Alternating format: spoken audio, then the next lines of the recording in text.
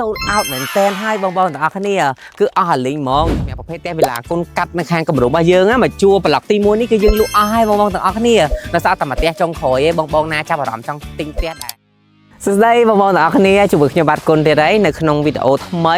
ដែលថ្ងៃនេះខ្ញុំឈរនៅមុខប្រភេទផ្ទះវេលាកូនកាត់ដដែលប៉ុន្តែចង់ជំរាបជូនបងថាអញ្ចេះសម្រាប់វីដេអូមុនដែលខ្ញុំចេញហ្នឹងគឺបង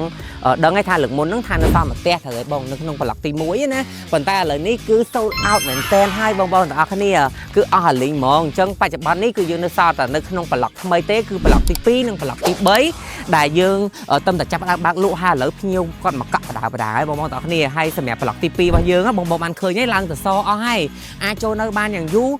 ភ្ញៀវចាំរយៈពេល1ឆ្នាំអីគឺអាចចូលនៅបានហើយអញ្ចឹងបើសិនជាបងទាំងអស់គ្នាដែលមានជាចំណាប់អារម្មណ៍ចង់បានជាប្រភេទផ្ទះវេលាកូនកាត់ដែលមានតម្លៃល្អហើយមានលបងនៅមុខផ្ទះឯកជនភាពអីគឺបងទាំងអស់គ្នាកុំភ្លេចអញ្ជើញមកមើលមួយខាងគម្រោងវេលាផារបស់យើងទាំងអស់គ្នាដោយសារឥឡូវនេះយើងមានប្រូម៉ូសិនច្រើនខ្លាំងមែនទែនសម្រាប់ខែ11នេះហើយប្រូម៉ូសិនរបស់យើងគឺផុតកំណត់នៅក្នុងចុងខែហ្នឹងហើយបងសម្រាប់អតិថិជនដែលគាត់ធ្វើការកក់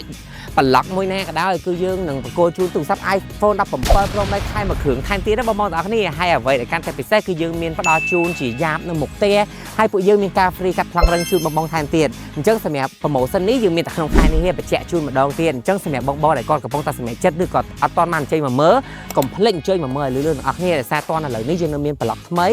ប្លុកល្អចង់ណែនាំជូនបងទាំងអស់គ្នាហើយសម្រាប់ទីតាំងស្រួលហមមែនតើទីតាំងរបស់យើងនៅលើផ្លូវទី17ទល់មុខមួយផ្សារព្រៃជ្រៃតែ8នាទីពីខាង Eon 3និង12នាទីពីខាងពលានហោះថ្មីអញ្ចឹងបើសិនជាបងមានជាចង្អល់បងអាចធ្វើការឆាតសួរព័ត៌មានឬក៏បងអាចតាក់ទងតាមលេខទូរស័ព្ទដែលពួកយើងដាក់នៅលើវីដេអូនេះសូមអរគុណជួបគ្នាខ្ញុំបាទគុណនៅវីដេអូក្រោយទៀតបាយ